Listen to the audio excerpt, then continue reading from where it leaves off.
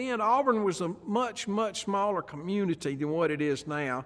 And you could see the news and you knew what's going on in other places in California, the bigger places. Auburn wasn't like that.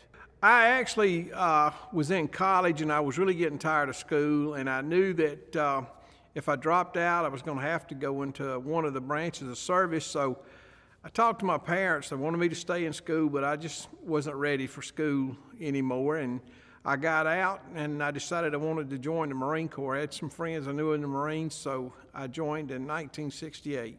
I'd known several Marines. I had known some of the Marines over at ROTC at Auburn back then, and the big thing about going in the Marine Corps is getting through Parris Island, and they said once you get through Parris Island, you got it made. So the island was really tough, but it got rid of the ones that really couldn't take it. And while we were going through our training at infantry training at Camp Lejeune, they came in and said they needed 22 dog handlers, and they didn't say exactly what kind. And I'd always had dogs all my life, and I thought, well, this will be fun. And I said, yeah, I'll volunteer for it. And I was one of the ones that got picked. And then I found out they're sending us to Fort Benning, Georgia to train.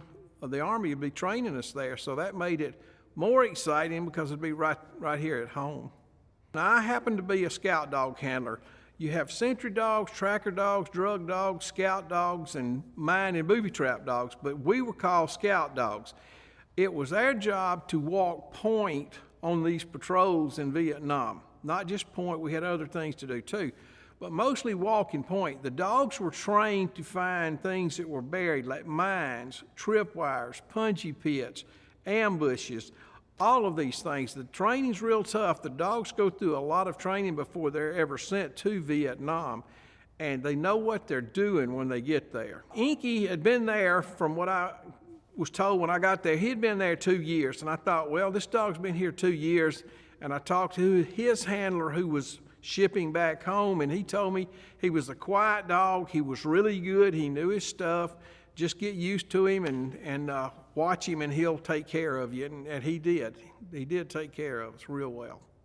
It's a whole new world when you get over there. I'm a small country boy from Auburn, Alabama, and here I am in Vietnam, and you haven't seen war yet. You've heard it, and of course you've seen it on TV, but you're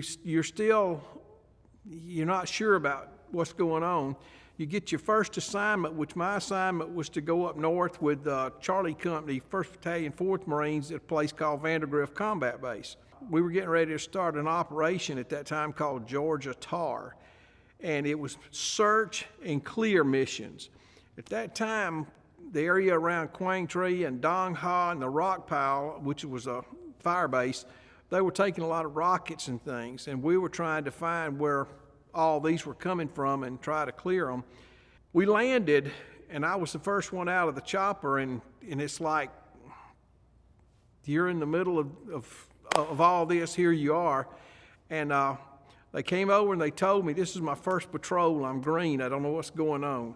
I got all my gear, I got all my dog's things that he has to have, his food, all his extra water. They said, let's go. So we take off, and late that afternoon they came up and said, all right, we're fixing to go through this elephant grass here, which is, it's miserable going through this stuff anyway. It's already hot, and you come out the other side, and they said, we're going to put you on this, and let's get on point. So I take the dog, and sure enough, that first afternoon as we're going along, he stopped. I had him on a 25-foot leash, and he stopped out in front of me a ways. And I could tell there was something there, I didn't know what, but I made him come back to me, and I could talk to him, what are you doing? Come on, let's go. He goes back out and he stops again, and when he sat down, I thought, okay, there's something here. And sure enough, I told the sergeant that was with us, there's something up here. It's not personnel, I don't believe. I believe it's a mine, or it's something. And sure enough, it was a booby trap a few feet up in front of him, going across the trail about this far off the trail, real thin wire. And it was attached on one side to several mortar rounds, and it had the explosive stuff all right there with it, which if we had hit it, it would have probably taken out the whole patrol. And a little bit later on that afternoon, he kept us from hitting a anti-personnel mine. So, twice in one day, there were a lot of Marines saved by that dog. We used them at night a lot of times too. You had to, because they can hear so well where you can't hear things. And if it's personnel coming up on you, most of these dogs acted differently. Some of them were very violent, I guess you would say. The dogs were some very mean, and some, like Inky, he was a quiet dog. And he would sit, and if his ears came up and he started sniffing real hard, then I knew it was something other than just something in the ground there. When you're talking about the dogs and what they did, it's the number of lives they saved. You know, these dogs saved over 10,000 lives there. There were approximately 300 dog handlers killed in Vietnam, and 230 or 240 dogs also killed. The NVA offered rewards for the dog and the handler. The dogs had a number tattooed in their ears, and if they could get the head of the dog or the ear of the dog, they got the reward for it. But the bad part about walking point with a dog, anytime you're on point, it's dangerous, anytime. The dog did give us a little advantage, but I had to watch the dog, strictly the dog. I couldn't look around to see what's going on. So I did have a bodyguard with me and a Navy corpsman real close to me. Because if it happens, chances are I'm going to be the first one to get hit.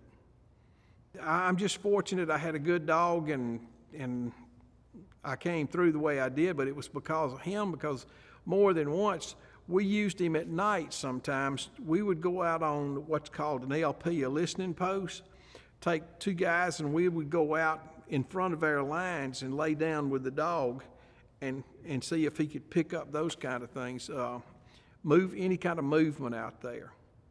Your wind played a lot in knowing what was going on, if it was a strong wind coming in or if it was weak.